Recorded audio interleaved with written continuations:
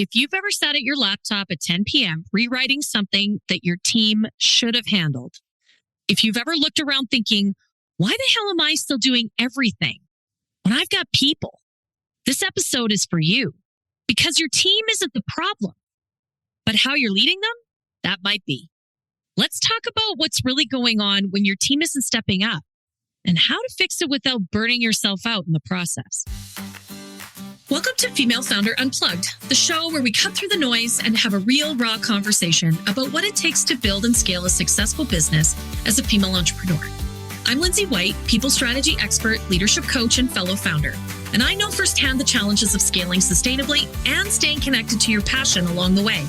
This podcast is for ambitious women just like you, seasoned founders and CEOs navigating the challenges of leadership, team building, and sustainable growth. In each episode, we'll dive into those topics that are most important to you as a female founder. You'll hear honest, no BS conversations about building, growing, and leading a team and culture so that you can grow without losing yourself in the process. Because let's be real, entrepreneurship can feel isolating and leadership doesn't come with a roadmap. If you've ever struggled with the pressure of running a business, felt overwhelmed by growing your team, or wondered, how do I scale without sacrificing my vision and my purpose? You're in the right place. Let's get unplugged.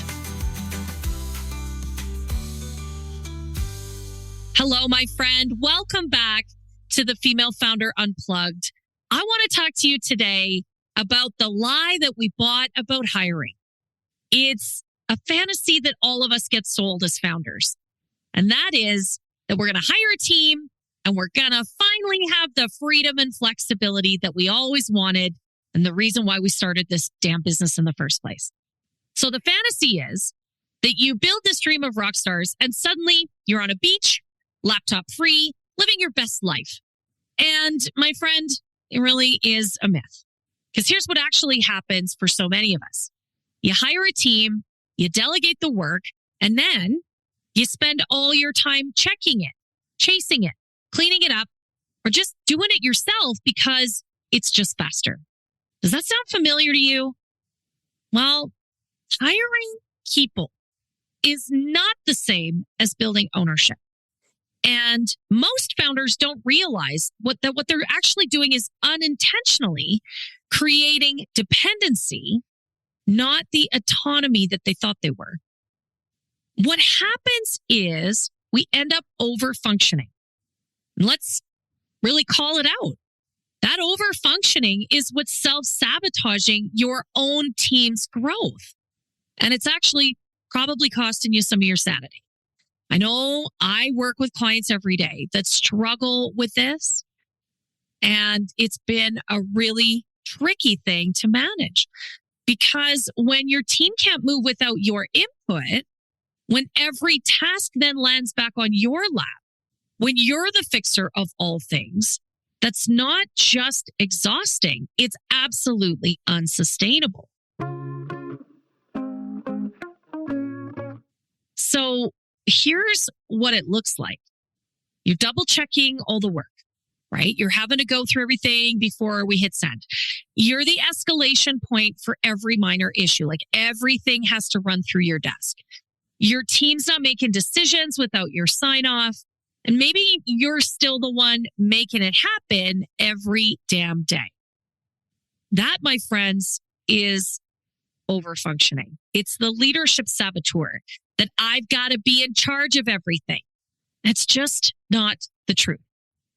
And the dangerous thought behind it all is, well, it's easier if I just do it. Well, spoiler alert.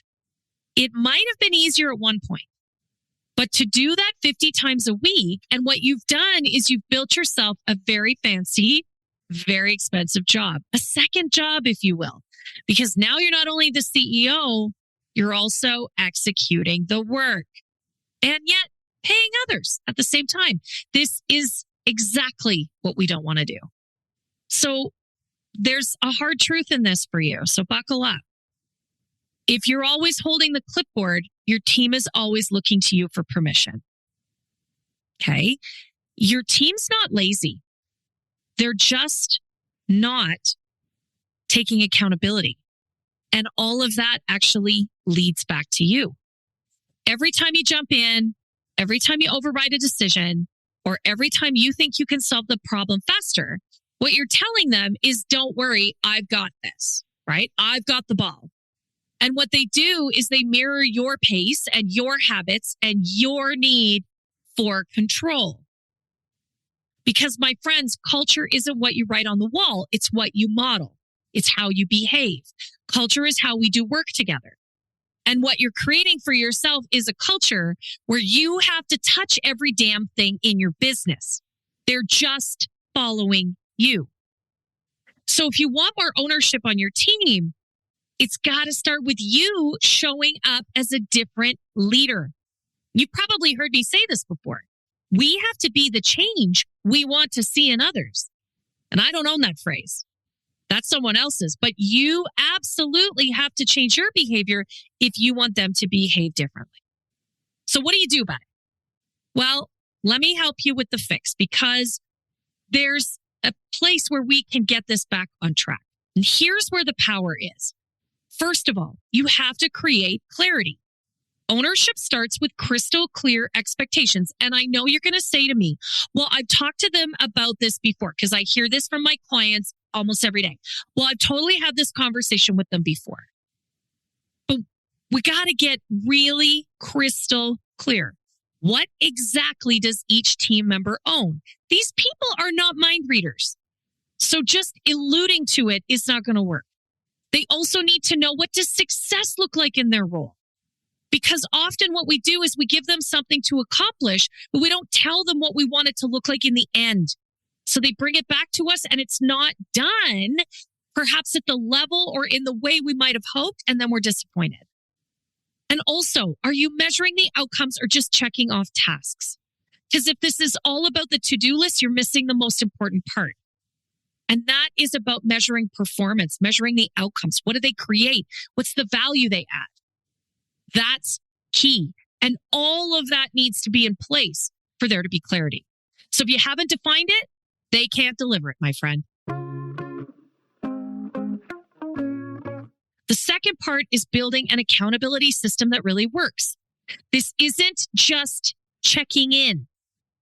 And I hear that a lot. Oh, we meet regularly about the to-do list. That's not all of it, my friend. You're only doing half. It's about the follow-through.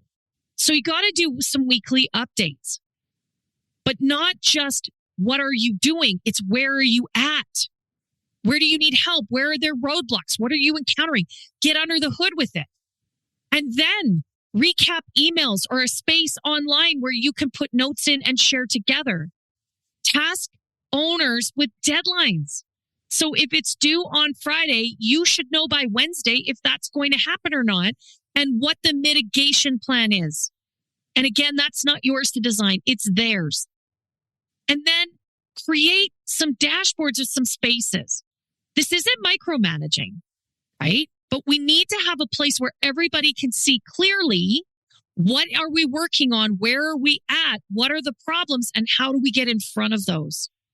And that structure, my friends, builds trust. There's lots of tools out there. It doesn't need to be expensive or complicated. And then all the way back to, what are the conversations? Because putting it in a spreadsheet, putting it in a tool, that's great. It's really about the conversation. And then, number 3, you need to audit your own habits. So here's the uncomfortable bit. You need to ask yourself, where am I jumping in too fast? Where am I rescuing instead of empowering? When am I saying yes because I just don't want to deal with the mess? And my friend, you cannot fix what you won't face. It has to start with you. You've got to lead the people, not manage the tasks. Okay? And part of the way you do that is in number 4. You got to have real conversations. If your team isn't stepping up, it's time for a real talk, not a rant. And again, I work with founders every day that by the time we get to this place, we're just so pissed off and frustrated and overwhelmed and ticked off that all we do is rant. We rant about them not taking, rant about what's not being done, and rant about, what, all these things. That's not helpful. It's not helpful. You need to be able to have a real conversation, right? What would help you feel more confident about taking ownership of this? What is it that you need to know from me in order to execute? Where do you feel unclear or hesitant? What's one thing that I can stop doing that would help you step in and lead more? Give them a chance to rise, my friend. But you've got to step back long enough to let them. You have got to get out of the way. And I cannot tell you how many times I have founders and entrepreneurs come to me and they are so stressed out and they are so overwhelmed and they are so disconnected with their team.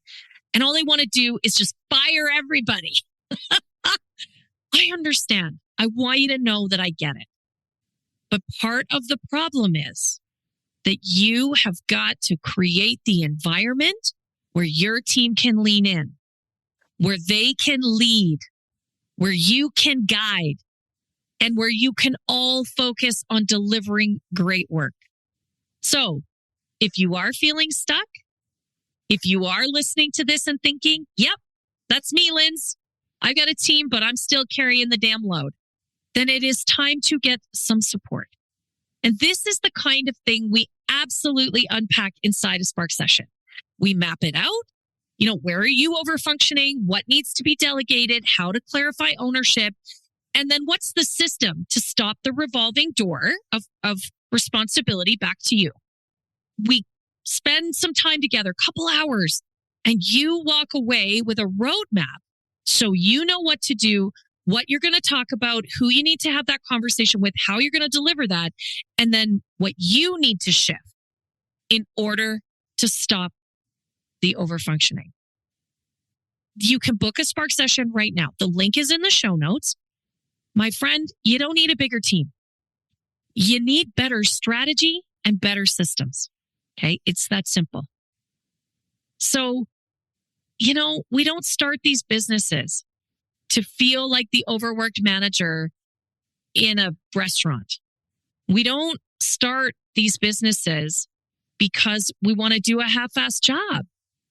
We start because we want to build something important, because we are an expert, because we have vision. And what we need to do is lead with impact. We need to lead with authenticity. We need to lead with vulnerability so that we can create the freedom and flexibility that we really want. Because freedom doesn't come from just hiring a bunch of people. It comes from leading with intention. So if you're doing everything, I'm telling you right now, it is time to stop. If you're looking to scale from 6 figures to 7 and beyond, you can't do it all anymore. It's not possible. It's time to shift. It's time to lead differently. And I got you. So my friends, until next time, I want you to lead with heart, grow with purpose, and stay high voltage. Thanks for tuning into this episode of Female Founder Unplugged. If today's conversation resonated with you, I'd love to hear your thoughts. Connect with me on Instagram at High Volt Leadership and send me your questions or let me know your biggest takeaway. Looking for more strategies on scaling your business, building a powerhouse team, or leading with confidence? Head over to highvoltageleadership.ca or follow me on LinkedIn for exclusive content, resources, and special offers just for listeners. Until next time, keep leading, keep learning, and remember, the real magic happens when you're unplugged. This podcast is produced, mixed, and edited by Cardinal Studio. For more information about how to start your own podcast, please visit www.cardinalstudio.co or email Mike at mike@cardinalstudio.co. You can also find the details in the show notes.